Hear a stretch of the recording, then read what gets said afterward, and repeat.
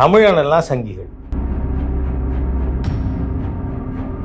நமக்கு என்ன இருக்கு? முதல் தமிழ் சங்கம், இடை தமிழ் சங்கம், கடை தமிழ் சங்கம். ஸோ சங்கம்ங்கிறது வந்து சங்கம்னா ஒரு கூட்டம், அசோசியேஷன் என்ன சொல்லலாம். அதனால நாம தமிழ்ச்சங்கம் வாயிலா வந்திருக்கோம். அதனால தமிழர்கள்னு சொன்னாலே சங்கிகள் தான்.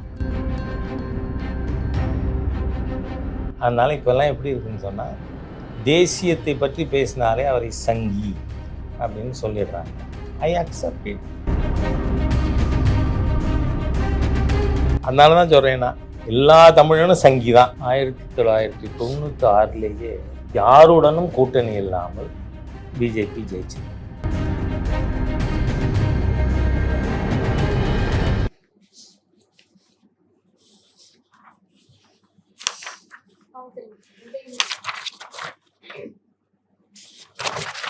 இன்றைய துணை முதலமைச்சர் தனிப்பட்ட முறையில் எனக்கு அவரோட பழக்கம் கிடையாது. ஆனால் அவருடைய தீராத ஹிந்து வெறுப்பு எனக்கு ஏற்புடையதா அல்ல. நீங்கள் அந்த ஹிந்து வெறுப்புங்கிறது மட்டும் இல்லை, ஹிந்து வேற சனாதனம் வேற அப்படின்னு பேசுறது இருக்கு. அறியாமையின் உச்சக்கட்டம். ஏன்னா இவர் வந்து சனாதன தர்மத்தை டெங்கு, மலேரியா, கொசு மாதிரி அழிச்சிடுவேன் நான் பேசினதுக்கு எதிராக பல மாநிலங்களில் வழக்கு நடக்குது. அது பற்றி சுப்ரீம் கோர்ட்லேயே இவர் வந்து இது போட்டிருந்தார், பெட்டிஷன். எல்லா மாநிலங்களில் இருக்கிற வழக்கையும் ஒரு இடத்துல கன்சாலிடேட் பண்ணி வழக்கு நடத்தணும். அப்போ கூட உச்சநீதிமன்றம் சனாதன தர்மம்னு சொன்னால் ஹிந்து மதம் தான், அதனால் நாங்கள் கன்சாலிடேட் பண்ண மாட்டோம், நீங்கள் ஒரு மாநில நீதிமன்றத்துக்கு போங்கன்னு கோபமாக பேசுகிறாங்க. பட் ஸ்டில் பெட்டிஷனை டிஸ்போஸ் பண்ணலை, இட்ஸ் பெண்டிங். அதை கன்சாலிடேட் பண்ண போகிறாங்களா இல்லையாங்கிறது சுப்ரீம் கோர்ட்டுக்கு தெரியும். நீங்கள் தமிழ்நாடு எல்லை தாண்டி போனீங்கன்னா கூட மக்கள் ஹிந்து மதம்னே சொல்ல மாட்டாங்க. உங்கள் மதம் என்ன? சனாதன தர்மம். அதனால் இவர்களுக்கு எங்க சார் அப்படி சொல்கிறாங்க? தமிழ்நாடு தாண்டி எங்கே வேணாலும் நீங்கள் யூபிக்கு போங்க. அதாவது நீங்கள் ஃபாலோ பண்ணிட்டு இருப்பீங்கன்னு நினைக்கிறேன். மகா கும்பமேளா 45 கோடிக்கு மேலே அட்டன் பண்ணியிருக்காங்க. எப்படியும் அது 26 வரையோ 27 வரையோ இருக்குது. 60 கோடியை தாண்டுங்கிறாங்க. இந்தியாவில் இருக்கின்ற ஹிந்துக்களிலே 60% போகக்கூடிய ஒரு இது. அவர்களுடைய நம்பிக்கை எக்ஸ்பிரஸ் பண்ணி எவ்வளவோ கஷ்டங்கள். ஒரு நாளைக்கு 1.25 கோடி 1.5 கோடி பேர் போகிறாங்க. அவங்க எல்லாத்தையும் கேட்டு பாருங்க, சனாதனம்னா என்ன? காரணம் என்ன? இவர்களுக்கு இருக்கிற கன்ஃபியூஷன். சனாதனத்துக்கும் வர்ணாசிரமத்துக்கும் இவர்களுக்கு வேற்றுமை தெரியல. வேதங்கள், உபநிடதங்கள் எல்லாமே பூஜா முறைகள் பற்றி பேசியிருக்க ஒழிய எங்கே அவர்கள் வர்ணம் பற்றி பேசியிருக்காங்க? ஒன்று. வர்ணத்திலும் கண்ணன் தான் முதல்ல சொல்கிறது. மகாபாரத காலத்தில் பகவத்கீதையை கொடுத்த கிருஷ்ண பரமாத்மா, சாதுர்பண்யம் மயா சிருஷ்டம் குண கர்ம விபாகசம். கண்ணபிரான் சொன்னதுக்கும் வள்ளுவர் சொன்னதுக்கும் வித்தியாசம் இருக்கா? இவர்கள் பதில் சொல்லணும். ஏன்னா வள்ளுவர் என்ன சொல்றாரு? பிறப்புக்கும் எல்லா உயிர்க்கும். இவங்க எல்லாமே அறகுறை படிப்புங்கிறதுனால அடுத்த மீதி அறக்குறளை சொல்றது இல்லை. அது முழு குறள் என்ன? பிறப்புக்கும் எல்லா உயிர்க்கும் சிறப்பொவ்வா செய்தொழில் வேற்றுமையான். எல்லா உயிர்களும், நீங்கள் அதில் பார்த்தீங்கன்னா நிறைய டிஸ்கஸ் பண்ண முடியும். பிறப்புக்கும் எல்லா மனிதருக்கும் நான் வள்ளுவர் சொல்றார் இல்லை, எல்லா உயிர்களுக்கும். அப்படின்னா ஆடு, மாடு, கோழி எல்லாமும் கூட ஒரே பிறப்பு தானே. அப்போ வள்ளுவர் வந்து இவங்க எல்லாரும் என்ன என் உணவு என்ன உரிமையை பேசுகிறாங்க. வள்ளுவர் வந்து திருக்குறளில் புலால் உண்ணாமைன்றது ஒரு சாப்டரே இருக்குது. அப்போ வள்ளுவரை ஏற்றுக்கிறாங்களான்னு. இதே தான் கண்ணன் சொல்றார். இவர் என்ன சொல்றார், பிறப்புக்கும் எல்லா உயிர்க்கும் அந்த சிறப்பு எதுல இல்லை, சிறப்புவா செய்தொழில் வேற்றுமையான், அது தொழில்களிலே இல்லை. சரி, இப்போ கண்ணன் சொன்னதுக்கு வருவோம். கண்ணன் என்ன சொல்றார், சாதுர்வண்யம் மயா சிருஷ்டம், இந்த 4 வர்ணங்கள் நான் படைத்திருக்கிறேன், அது என் படைப்பு, மயா சிருஷ்டம். எந்த வகையில, குண கர்ம விபாஷா, it is arranged on base of guna qualification, karma job.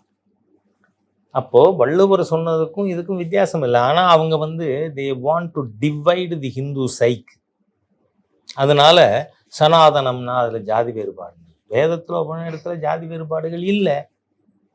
அது பூஜா விதானங்கள், ஆண்டவனை வணங்குவதற்கான வழிதான் அது சொல்லுது. அதனால இவர்கள் சனாதனம் பற்றிய அடிப்படை அறிவு கூட இல்லாமல் பேசிக்கொண்டிருக்கிறார். இப்போ நீங்க சொல்லுங்க சார், சனாதனம்னா என்ன? நீங்க சொன்னீங்க சனாதனமும் ஹிந்துவும் வேறு வேறு இல்லை அப்படின்னு. சனாதனம்னா என்ன? அப்ப அது ஒரு மதம். சனாதனம்னா என்ன? அந்த வார்த்தைக்கான அர்த்தம் என்ன? அவங்க சொல்லும் பொழுது என்ன சொன்னா, சனாதன தர்மம், அது ஒரு வாழ்வியல். சனாதனம்னா என்ன? நிரந்தரமானது. அப்படின்னா நான் நிரந்தரமானதுங்கிறத விட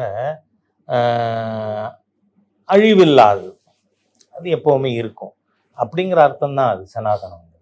அதனால இந்த சனாதன தர்மம்ங்கிறது ஹிந்து மதம் தவிர வேற எதுல சொல்ல முடியும்? அதனால சனாதன தர்மம்னா ஹிந்து மதம் தான். ஏன்னா it is acknowledged through the world. சனாதனத்துக்கு அதான் அர்த்தம். But they don't study.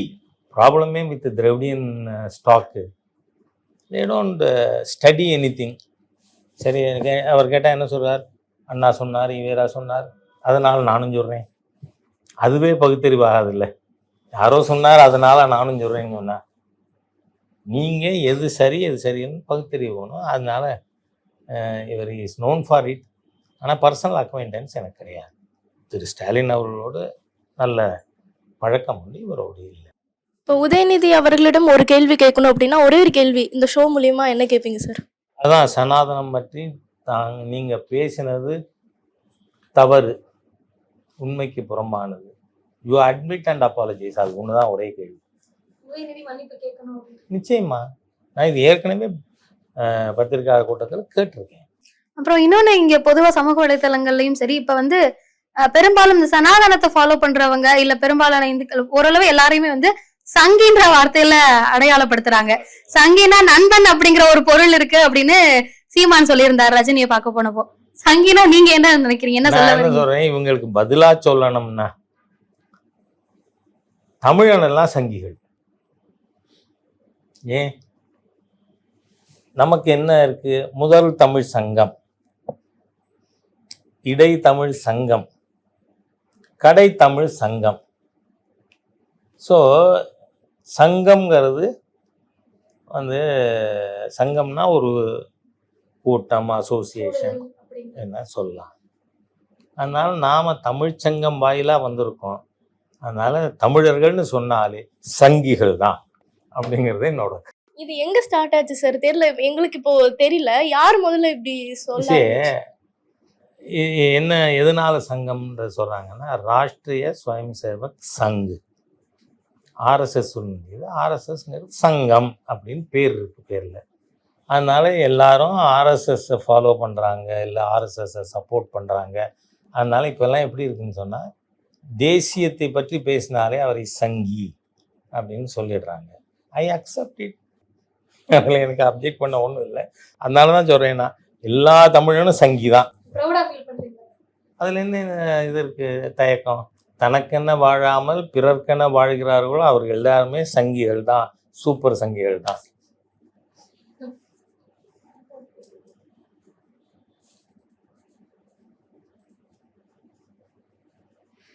இந்த ஹிந்து விரோத அரசியலுக்கு மூல காரணமானவர் திரு திருமாவளவன். காரணம் என்னன்னா, அவரோட நடவடிக்கைகள், அதாவது பட்டியல் சமுதாய மக்களுக்கு அவருடைய மேம்பாட்டுக்கு உழைக்கிறேங்கிற பேரில் மற்ற சமுதாய வெறுப்பை பரப்பக்கூடியவர். இப்போ நீங்கள் பார்த்தீங்கன்னா அந்த மாதிரியா ஒரு சமுதாய முன்னேற்றம் அப்புறம் டாக்டர் கிருஷ்ணசாமி கூட இருக்கார். ஆனால் இவர் மாதிரி மற்ற சமுதாயத்தை பற்றி அது நீங்கள் அதுவும் இங்கே பெண்கள் இருக்கிற இதில் நான் பேச முடியாது. அந்த மாதிரியெல்லாம் பேசக்கூடியவர். அதனால் இவர் வந்து இன்னைக்கு வருகின்ற சில மாதங்களுக்குள் இன்னும் என்னென்ன மாதிரிலாம் உருமாறுவார். அவருக்கு கம்பல்ஷன்ஸ்னால ஷிஃப்டிங் ஸ்டாண்ட் அது நடக்கும்னு தெரியல. பட் அவருடைய சமூக பார்வை எனக்கு உடன்பாடு இல்லை. தனிப்பட்ட முறையில சார், தனிப்பட்ட முறையில் நான் அவரை சந்திச்சிருக்கேன், பேசியிருக்கேன். ஆனால் இன்டிமசிங்கிறது நான் அந்த வார்த்தை உபயோகப்படுத்த முடியாது. ப்ரோக்ராம்ஸில் பார்க்குறோம், பேசுகிறோம், அவர் வணக்கம் சொல்கிறாரு, நம்ம வணக்கம் சொல்கிறோம், அந்த அளவோடு தான் இன்டராக்டிங் இது சூழ்நிலை வந்ததில்லை. இந்த ஒரு விஷயம் நான் ரொம்பவே வியந்து பார்த்திருக்கேன் அப்படின்னா என்ன சார்? இல்லை, அந்த மாதிரி என்னை இம்ப்ரெஸ் பண்ணக்கூடிய கேரக்டராக நான் சொல்ல முடியாது. நான் போய் சொல்ல விரும்பலை.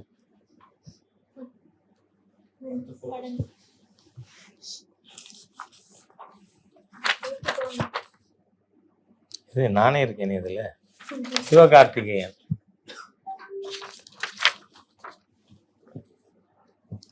நல்ல நடிகர். அவரோட லேட்டஸ்ட்டு மூவி அமரன், அந்த படம் ப்ரிவ்யூ எனக்கு போட்டு காட்டினாங்க. அதுக்கு அவரும் வந்திருந்தார், அந்த டைரக்டரும் வந்திருந்தார். அந்த அமரன் படத்தின் மூலமாக அவர் சொல்லியிருக்கின்ற செய்தி வரவேற்கத்தக்கது. ஏன்னா தனி நாடாக தான் இருப்பேன்னு சொன்ன காஷ்மீர் மகாராஜா டாக்டர் ஹரிசிங் காலத்திலிருந்து, அதுக்கப்புறம் ஜம்மு காஷ்மீர் மாநிலம் இந்தியாவில் சேர்ந்தது. அதுக்கப்புறம் அங்கே குறிப்பாக 89 ஒரு மத வெறி எந்த அளவுக்குன்னா தன்னோட ஆசிரியரையே படுகொலை பண்ணுற அளவுக்கு நான் இருந்த சூழ்நிலையில் அவர் வந்து அந்த படத்தில் he played a good role. அது வரவேற்கத்தக்கது. காரணம் இந்த காஷ்மீர் இஷ்யூ தமிழ்நாடு மக்களுக்கும் சென்றடையும். இந்த சமயத்தில் அதை நீங்கள் கேட்டதுனால நான் சொல்ல விரும்புகிறது, எல்லாரும் தவறாக அங்கே இருக்கின்ற பயங்கரவாத அமைப்புகள் காஷ்மீரியத்துக்காக போராடுறாங்க. காஷ்மீரியத்துன்னு சொன்னால் என்ன? காஷ்மீர் மாநிலத்தை சேர்ந்த முஸ்லீம், ஹிந்து எல்லாரும் தானே வரணும். இன்னைக்கு ஜம்மு காஷ்மீர் மாநிலத்தினுடைய மொழி என்னவா இருக்கு? Is it Kashmiri? இல்லையே. அப்போ இவங்க காஷ்மீரியத்துன்னு சொல்லி இங்கே தமிழ்நாட்டில் நில உரிமை போராளிங்கிறாங்க. அதனால் அதெல்லாமே பாகிஸ்தான் ஆதரவு இல்லை, பாகிஸ்தான் இன்ஸ்பயர்டு டெரரிசம், அதை ஆதரிக்கக்கூடிய விஷயம். இது அந்த படத்தில் நல்ல விதமாக சொல்லியிருக்கார். அதனால் நான் அட்மையர் பண்ணுற ஒரு நபரில் அவர் ஒருத்தர். சிவகார்த்திகேயன் வந்து 0 to ஹீரோ அப்படின்னே சொல்லலாம். தொகுப்பாளரா இருந்து இப்ப நடிகரா மாறி இருக்காரு. அவருடைய வளர்ச்சி எப்படி பாக்குறீங்க, இந்த ஹார்ட் ஒர்க்? நிச்சயமா நீங்கள் ஒரு விஷயம் யாரா இருக்கட்டுமே, இன்னைக்கு முன்னேறி நம்பர் 1 பொசிஷனில் இருக்கிற எல்லாரும் ரொம்ப சாமானியமான நிலையிலிருந்து ஆரம்பித்திருப்பாங்க. எதை எடுத்தாலும் அம்பானி அதானி பேசுகிறோம். எந்த துறையாக இருந்தாலும் ஃபஸ்ட்டு ஜெனரேஷன் அச்சீவர்ஸ் எல்லாருமே ஸ்ட்ரகிள் பண்ணி தான் வந்திருப்பாங்க. அந்த மாதிரி இவர் ஆனால் கிடைத்த வாய்ப்பை பயன்படுத்தி முன்னுக்கு வந்திருக்காருங்கிறது ஒரு பாராட்டத்தக்க அம்சம். இது ஏற்கனவே 2 பேரை பற்றியும் பேசியாச்சு. இல்ல சார், இப்ப வந்து விஜயனுடைய இடத்துக்கு அடுத்து சிவகார்த்திகேயன் வருவார் அப்படின்லாம் பேசிட்டு இருக்காங்க. அடுத்த இளைய தளபதி வேண்டியது வந்து சிவகார்த்திகேயன். 2வது நான் ஏற்கனவே சொல்லியிருக்கேன், ஒரு ஃபீல்டர் ஒருத்தர் ஷைன் பண்ணியிருக்காருங்கிறதுனாலேயே அவர் எல்லாத்துலேயும் நம்ம நியூமரோ ஒன்றோ இருக்கணும்னு அவசியம் இல்லை. மக்கள் வந்து அதெல்லாம் வேறுபடுத்தி பார்ப்பாங்க. மேடம் ஜெயலலிதாவுக்கு கொடுத்த ஆதரவை அதுக்கப்புறம் பலர் வந்துட்டாங்க. நீங்கள் தமிழ்நாட்டு நடிகர்களில் ஒரு அரை டசன் பர்சன்ஸாவது அரசியலுக்கு வந்துட்டு அதுக்கப்புறம் இதானவங்க. அது டிஆர்ஓ, பாக்யராஜ், யாராக இருக்கட்டும். அதனால் அதை பற்றி நான் ஒன்றும் சொல்ல முடியாது. பட் சினிமா துறையில் அவர் ஒரு முத்திரை பதித்து இருக்கிறார். அண்ணாமலை அவர்கள் அண்ணாமலை முன்னாள் போலீஸ் அதிகாரி, காவல்துறை பணியிலிருந்து ராஜினாமா செய்துவிட்டு பிஜேபியில் சேர்ந்து ஒரு ஸ்டேட் வைஸ் பிரசிடெண்டாக இருந்தார், இப்போ பிரசிடெண்டாக. நல்ல கடுமையான உழைப்பாளி. அதனால் அவருடைய உழைப்பு பாரதிய ஜனதா கட்சிக்கு, கட்சியினுடைய வெற்றிக்கு ஒரு மிகப்பெரிய பாலமாக இருக்கும். இப்ப வந்து இங்க எடப்பாடி பழனிசாமி அவர்களுக்கு புரட்சி தமிழன் அப்படின்னு ஒரு அடைமொழி கொடுக்கப்பட்டிருக்கு. அதே போல முதலமைச்சர் ஸ்டாலின தளபதி அப்படின்னு சொல்றாங்க சமூக வலைதளத்துல. அந்த மாதிரி பாஜக மாநில தலைவர் அண்ணாமலைக்கு நீங்க ஒரு பெயர் இல்ல பதவி அடைமொழி அப்படின்னா நீங்க என்ன சொல்லுவீங்க? இல்லை, அந்த மாதிரி அடைமொழியெல்லாம் வைக்கிற பழக்கம் பிஜேபிக்கே இல்லை. ஆனால் I admire, is a very hard worker. என்ன, அது நிச்சயமாக it will pay dividends for BJP. Sir, இப்போ அண்ணாமலைன்னு அப்படின்னு வரும்போது அவர் நிறைய பேசியிருக்காரு, நிறைய விஷயங்கள் பேசுவார் அப்படின்னு தெரியும். நீங்க வந்து இந்த விஷயம் அவர் பேசுறது கரெக்டா இருக்கு அப்படின்னு வியந்து பார்த்த விஷயம் என்ன அண்ணாமலை கிட்ட? நிறைய விஷயம் சொல்ல முடியும். ஏன்னா BJP is not personality based, it's ideologically driven. இப்போ சமீபத்தில் இந்து கோவில்களை மீட்கணும்,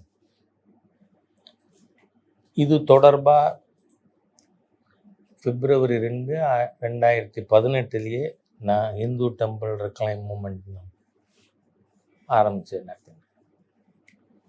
அதை அவர் பேசினார்.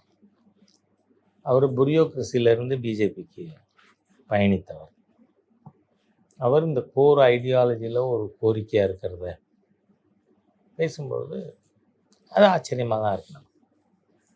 நீங்க ஏதாவது ஒரு விஷயத்த அவர்கிட்ட டிஸ்கஸ் பண்ணியிருக்கீங்களா?